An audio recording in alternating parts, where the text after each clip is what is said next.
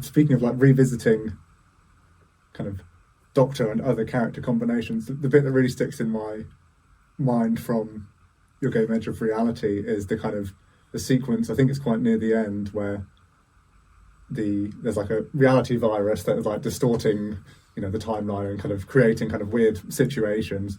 And there's this kind of beautiful bit where you can hear David Tennant's Doctor kind of recounting the story of his life, but it's like an alternate version of his life where in that great episode, The Girl in the Fireplace, that him and Madame de Pompadour kind of stayed together, and it's like this kind of beautiful kind of what if scenario. Did you have to get like a lot of permissions to be like, can we kind of go back and meddle with this episode a bit, but we'll put it back the way that we found it? Like, yeah, we did. Well, actually, I think we'd had such a good relationship with the showrunners and the team at the BBC. They were really supportive. It also opened up doors for when we revisited when we did Lonely Assassins, which revisits Blink. I think including that and playing with that content just really makes it feel more authentic, because that's what you would do in the show. Yeah, you wouldn't kind of like not touch anything. Yeah. You would kind of jump in and kind of poke things and see how you could kind of bend and break things. It feels a little bit.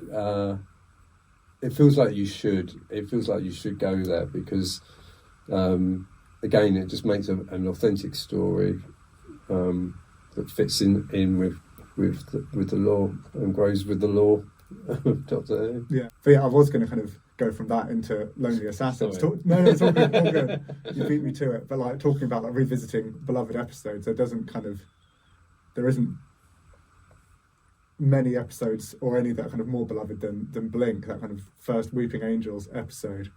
And who's the company that you teamed up with on Lonely Assassins? Oh, that was with Qui-Gon. Oh, yeah.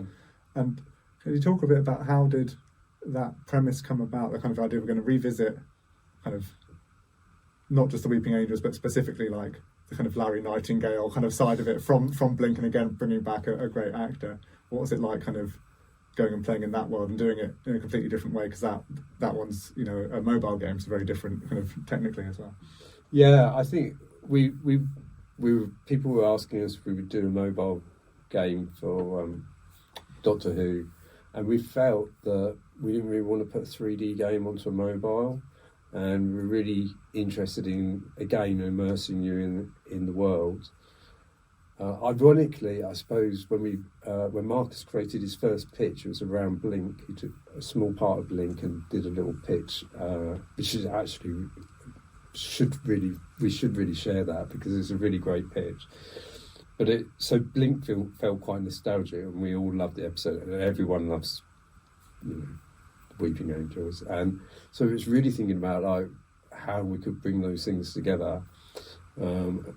And really was a fan of sort of like the lost phone genre.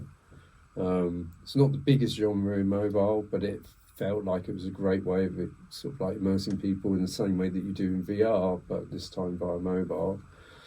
And then the question came up, is like, what happened? What happened to everyone?